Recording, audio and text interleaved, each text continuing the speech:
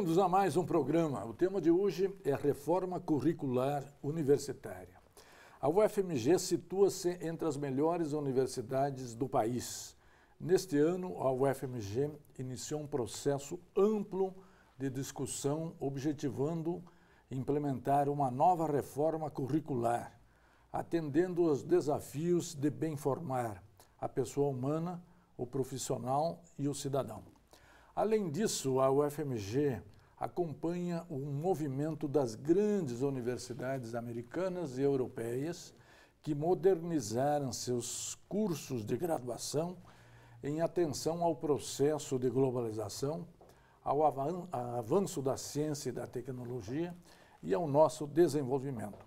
Esse programa será dedicado à nova proposta curricular, porque esse tema não interessa apenas à comunidade universitária, mas à sociedade mineira e brasileira. Essa reforma curricular irá manter a UFMG na vanguarda das universidades brasileiras. E o nosso convidado é o pró-reitor de graduação da UFMG, que é um dos idealizadores exatamente desse processo, que é o professor Ricardo Takajaki. Professor, bem-vindo, é um grande prazer tê-lo aqui. Grande prazer, professor Joelete, grande prazer estar aqui com esse público. Por que a UFMG está propondo uma nova reforma curricular dos cursos de graduação? Bem, eu creio que faz parte das tarefas de toda universidade estar, de tempos em tempos, propondo revisões naqueles processos que ela adota, né? Então, não é a primeira vez que o UFMG revê seus princípios segundo os quais se organiza a sua graduação. Mas há uma razão especial para fazê-lo agora? Bem, é chegado o momento. A principal razão diz respeito ao fato de que a última vez que o UFMG realizou esse movimento foi especificamente em 1990, ou seja, mais de 25 anos atrás. Sim. E a gente precisa, então, recolocar o nosso conjunto de normas que organiza a graduação, atualizar essas normas e trazê-las para a realidade do mundo contemporâneo, né? Os italianos têm uma palavra bonita que se chama aggiornamento. Sim. Vocês estão fazendo exatamente um aggiornamento curricular, professor? Na realidade, quando a gente fala em reforma curricular, né, reforma dos currículos, a gente tem níveis em que esse processo ocorre. Sim. O que a gente está fazendo neste momento é estruturar o conjunto de normas gerais que regem todos os currículos da universidade, e esse conjunto de normas, então, obviamente, define um tanto de parâmetros que vão ser importantes para direcionar quais são as linhas mestras da graduação do conjunto da UFMG. Agora, esse processo só se completa quando a gente examina currículo por currículo, seus conteúdos, os conjuntos de pré-requisitos, o conjunto de disciplinas que se desdobram, né? Então, porque, na verdade, nós temos 70 cursos diferentes. Na verdade, em torno mais de 70 cursos? A gente tem atualmente 83 cursos. Quantas disciplinas? Ao redor de 1000 disciplinas diferenciadas? Mais que isso. Mais que isso. É uma tarefa extremamente complexa, né? Sim. Que não é fácil se você mexe ou faz a reforma do todo, você tem que integrar exatamente para melhorar e não para piorar, não é isso, professor? Sim, claro. Mas essa tendência de rever e reformular os currículos da graduação tem sido também uma tendência mundial? Não, como eu disse, né, toda universidade que se propõe a ser uma universidade de vanguarda, uma universidade que abre caminhos, tem por princípio que realizar esse movimento de tempos em tempos. Sim. Então, na realidade, o que a gente examinou ao elaborar a nossa proposta foram os movimentos realizados nos últimos 15 anos por universidades espalhadas em locais diferentes do mundo. Então, esse é um processo constante. O que as grandes universidades americanas têm feito do ponto de vista da modernização dos currículos? Bem, universidades mundo afora, elas têm de lidar nessas últimas décadas, né, com um processo que a gente pode descrever como uma complexificação do mundo. Sim. A gente precisa, então o mundo precisa de um elenco mais diversificado, de pessoas com formações distintas que vão, a partir do momento que essas pessoas estiverem no mercado, vão compor um elenco ali de pessoas que vão... Então, o mundo moderno requer que haja pessoas capazes de responder a situações distintas, né? Este é o desafio que a gente entende como o motor dessas reformas que a gente tem examinado mundo afora. Especificamente, modelo americano, o que são características que distinguem esse modelo de outros modelos, né? Sim. O modelo americano, ele tem tido, não é de hoje, isso aí é uma longa tradição de universidades americanas, ele se organiza tendo alguns princípios que procuram enxergar o ensino superior como algo que, há um tempo, especializa pessoas para que elas aprendam profissões e, há outro tempo, ele é entendido como aquele momento em que o cidadão, em que o indivíduo vai adquirir habilidades que são gerais, são aquelas habilidades que são aqueles conteúdos que eles chamam de transponíveis, que podem ser transpostos de contexto, né? Sim. E que seriam capazes de orientar a vida do indivíduo, além de orientar as decisões ali no estrito ambiente de trabalho, né? Claro. Então, universidades americanas, elas se preocupam muito com isso.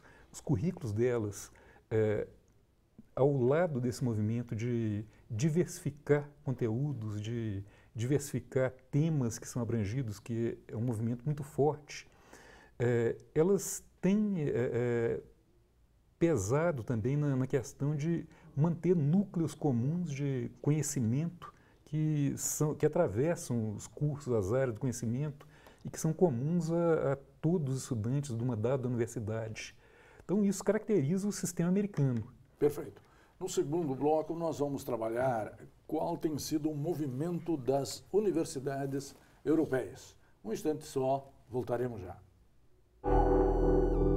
Interconexão Brasil. Oferecimento: Sindicato dos Professores da UFMG. Interconexão Brasil. Oferecimento: Sindicato dos Professores da UFMG.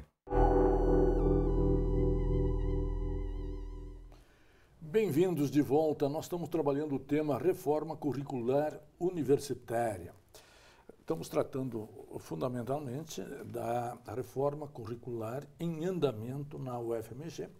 E para situar a reforma na UFMG, nós começamos fazendo um comparativo com as universidades americanas. Faremos agora um comparativo com as universidades europeias. É muito diferente o processo de reestruturação dos currículos nas universidades europeias, professor? Na Europa, eu acho que é importante destacar um movimento que é chamado de Tratado de Bolonha, Sim. em que universidades italianas, francesas, espanholas, portuguesas, de outros países, né, aderiram a um modelo que tinha uma série de objetivos que lidavam ali com uma contradição, e lidavam procurando tratar a seguinte contradição. O modelo, formação geral e formação específica? Especialização? Mais ou menos isso. A contradição era, por um lado, a questão de que era preciso padronizar, ou seja, dar uma formação talvez específica, mas padronizada de país para país, universidade para universidade. Torná-la mais homogênea e mais comum? Torná-la mais homogênea, mais parecida. Ou seja, teve uma homogeneização de modelos entre países. Sim. E, por outro lado, nesse processo não perdeu uma diversidade. Uma homogeneização, é claro que contrapõe diversidade. Uhum. O que eles produziram foi um modelo em que passou-se a trabalhar com um modelo chamado ciclos, em que, com poucas exceções, a grande maioria dos cursos passou a se organizar em um primeiro ciclo, que seria um ciclo introdutório tipicamente de 3 anos, Sim. e um segundo ciclo que seria identificado com o antigo mestrado, embora não seja exatamente o antigo mestrado, com mais 2 anos. Tipo especialização. Sim, eles dão um título de mestre e fazem uma dissertação de mestrado. Agora, as duas coisas se desdobrando articuladamente, tendo a concatenação de um nível com o outro.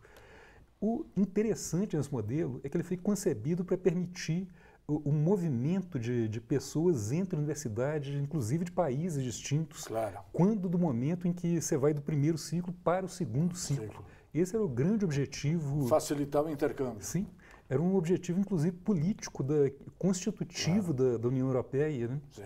Então, como é que se diz? A educação auxiliando na formação da unidade europeia, da unificação. Exatamente. Era um ponto-chave desse processo pensado para constituir uma Europa, né? Todas as universidades europeias, inclusive as inglesas, aderiram a esse modelo, professor? O modelo inglês é bastante diferente. Permaneceu diferente. Já estava anunciando a saída da a União Inglaterra Europeia. nunca aderiu exatamente à Europa, né? As universidades inglesas não aderiram ao Tratado de Bolonha e elas têm um modelo que é dual, na verdade. Elas têm um conjunto de universidades que são mais focadas ali no treinamento para o trabalho. Aquelas universidades orientadas, talvez surgidas ali no seu passado, embora hoje muitas tenham evoluído academicamente, mas surgidas com o objetivo de treinar a labor class inglesa. Outras universidades tinham como vocação, como destino, formar as elites inglesas. Sim. Nesse grupo a gente situa Cambridge, Oxford, o Imperial College. Então, são modelos distintos presentes ali num sistema que funciona como sistema. Sim. Essas universidades não têm essa orientação vocacional nos currículos, têm uma orientação mais abrangente que se assemelha um pouco à orientação americana, embora com uma substancial distinção na organização. Perfeito. Vindo agora para a UFMG, como caracterizar a organização curricular da universidade? Bom, a UFMG, ela neste momento tem uma herança que é comum às universidades brasileiras, né? É uma herança de currículos que foram inspirados naquilo que era o modelo aí prevalente na primeira metade do século XX, currículos ali pensados de maneira relativamente independente um do outro. Então, de um curso do outro. De um curso do outro. Então, essas entidades, cursos, elas vieram sendo pensadas no Brasil como coisas que não têm interseções. Este é um ponto que nós estamos procurando abordar nessa reforma curricular. Abordar, né? Ou ultrapassar? A ideia, um dos nossos propósitos é aumentar de maneira significativa a interseção entre cursos distintos. Porque a estrutura curricular, se eu entendi bem, de um curso para outro são bastante autônomos e independentes. Sim. Então, uma das ideias do projeto é exatamente criar uma estrutura comum, homogênea, um tronco comum, é isso, professor? Lidando aí com uma contradição parecida com essa que eu mencionei na Europa, só que o nosso problema é distinto e a solução é diferente. A gente também tem esse problema de, por um lado, ter de lidar com a criação de espaços comuns aos cursos. Aí temos uma série de motivos para que isso seja necessário. Isso é necessário até porque parte daquilo que o estudante vai levar de legado da passagem dele pela universidade é um conhecimento que transitou por áreas distintas, Claro. Até mesmo um repertório de colegas que ele vai ter de cursos diferentes. Então, cultivarmos partes comuns nos currículos é importante por uma série de motivos. Claro, a formação generalista também versus especialização demais. Agora, a outra dimensão dessa contradição é que é importante hoje para a sociedade que a universidade ofereça um número maior de possibilidades de formação.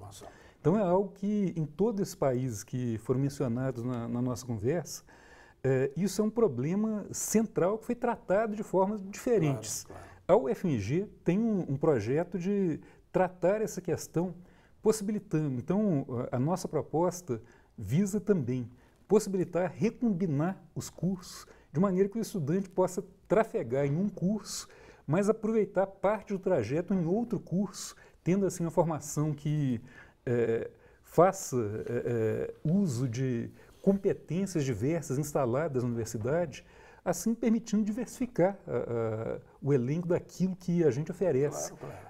Diferente de 83 cursos, a gente pode imaginar todas as possíveis combinações desses 83 cursos. Claro. Eu, até quando fui candidato a reitor, levantei a ideia de você ter um self-service na universidade.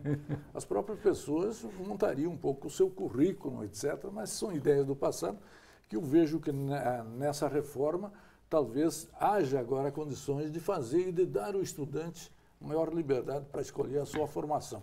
Porque nós não estamos numa linha de montagem que todo mundo tem que sair igual. No terceiro bloco, nós vamos aprofundar exatamente a reforma curricular que está sendo proposta na UFMG. Um instante só, voltaremos já. Interconexão Brasil. Oferecimento: Sindicato dos Professores da UFMG. Interconexão Brasil. Oferecimento: Sindicato dos Professores da UFMG. Bem-vindos de volta. Nós estamos trabalhando reforma curricular universitária. No primeiro bloco situamos as reformas universitárias no mundo, ênfase nas universidades americanas e europeias. Na segunda parte, nós trabalhamos a Universidade Europeia e o que era a estrutura curricular da UFMG. Vamos, nesse terceiro bloco, aprofundar a reforma ou a proposta da reforma que está sendo discutida na UFMG. Como a formação interdisciplinar seria contemplada pela nova estrutura curricular, professor? Bem, aquela parte que eu estava falando da recombinação entre cursos, a gente está propondo o mecanismo para isso, a chamada formação complementar. Aí o estudante entra em um curso e tem o direito de seguir um pedaço, um trecho do currículo de outro curso. Então isso é o modelo que nós estamos propondo. Eu, quando fiz o meu pós-doutoramento na London School, em 93 e 94, eu conheci uma brasileira que fazia graduação, fazia metade das disciplinas de Direito e metade de Antropologia, porque era tão jovem e não sabia se ela ia para o Direito ou ia para a Antropologia. Eu acho que ter essa formação complementar é vital e você também melhora as condições do nosso aluno ingressar no mercado de trabalho, porque o mercado de trabalho é tão mutável hoje, tão cambiante, né? Que se ele tem essa formação diversificada, melhor ele se situa lá. Né? Exatamente. As necessidades do mundo moderno são muito mais complexas, requerem isso. Né? E a formação interdisciplinar? Hoje se fala tanto em interdisciplinar, mas as estruturas nem sempre apostam, auxiliam a ter essa formação. Né? O atual padrão de currículos no Brasil não favorece em nada essa questão da interdisciplinaridade. Nem a própria CAPES contempla isso. Tem a tendência de fazer análise das várias áreas independentes uma da outra. E quem faz o trabalho interdisciplinar, tenta publicar em outra área, não leva pontinho nenhum. Né? Nós estamos enfrentando, então, talvez a proposta seja exatamente muito inovadora, professor. A gente espera que ela seja uma proposta ajustada àquilo que são os problemas que a gente encontra na universidade e no mundo moderno. Né? Então, a proposta ela foi concebida para tratar dessas questões. Não, e a leitura que eu fiz, ela vai exatamente nessa direção. Né? Hoje se fala muito no pensamento complexo. Em que medida, digamos, a estrutura curricular contemplaria a superação da fragmentação e da compartimentalização do conhecimento? Bem, essa superação que é tão necessária, tanto se fala nela, ela só poderá ocorrer se a gente formar pessoas capazes de ter uma visão multifacetada. Claro, claro. Enquanto a gente se limitar a formar aqueles perfis padronizados e que não tenha a formação, não tem o treinamento para olhar para fora dos seus limites, a gente vai ter muito pouca chance de descompartimentalizar o conhecimento. Perfeito. Qual o espaço da cultura nessa nova estrutura curricular? Bem, essa é uma preocupação que a UFMG preza muito. A gente tem neste momento, até antes da efetização do conjunto das mudanças propostas, né?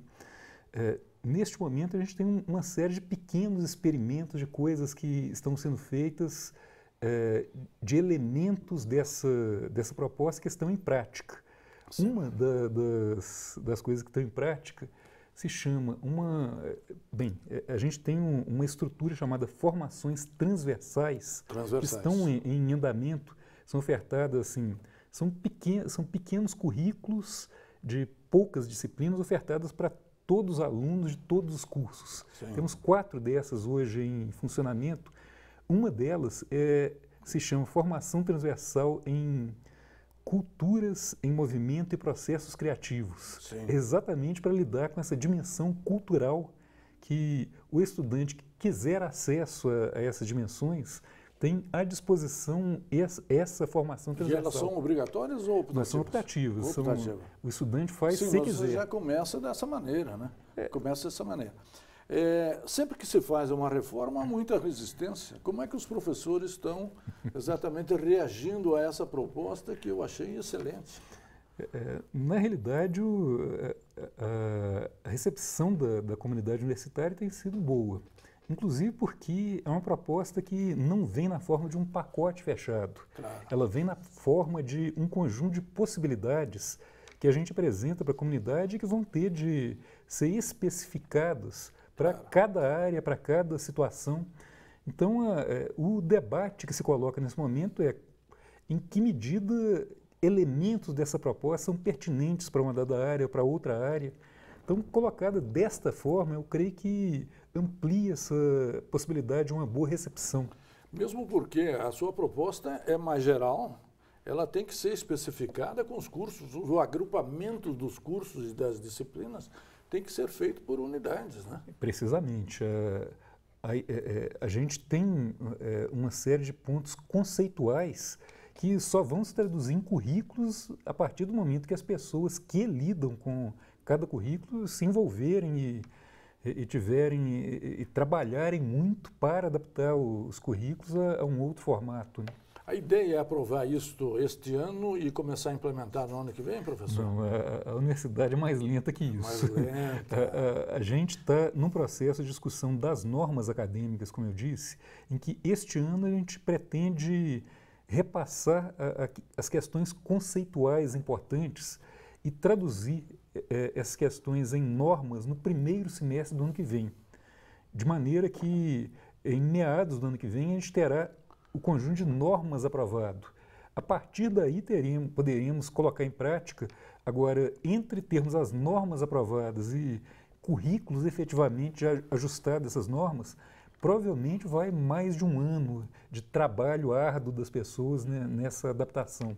Os estudantes são partes interessadas nisso. Qual Sim. a reação deles? Ou estão meio ou semi-desmotivados, professor? Até aqui fizemos alguns eventos abertos à comunidade, inclusive aos estudantes. A recepção tem sido bastante boa, porque eles têm percebido como uma oportunidade de reformatar questões. Agora, uma oportunidade em que a gente está convidando, inclusive, os estudantes a opinarem a respeito das direções e poderem, de alguma maneira, interferir nesse processo de busca de caminhos. Eles precisam ser sujeitos da própria e não objeto da própria formação, né? Professor, queria agradecer muito sua participação aqui. cumprimentar por essa proposta. É uma excelente proposta. Eu consegui lê-la toda, fazendo comparações com as universidades estrangeiras e, ao mesmo tempo, sendo, num certo sentido, uma precursora dessa discussão entre as universidades brasileiras. E se ela for implementada aqui bem-sucedida, certamente a UFMG, entre as melhores universidades, vai jogar luz para que outras universidades, eventualmente, venham a fazer as suas reformas curriculares, não para ser igual, mas para criar novas alternativas de formação para os nossos estudantes, sempre na aposta que esse país é viável e nós temos que retomar o nosso desenvolvimento. E a você, telespectador, que sempre nos acompanha e nos prestigia, muito obrigado pela sua audiência. Até a semana que vem.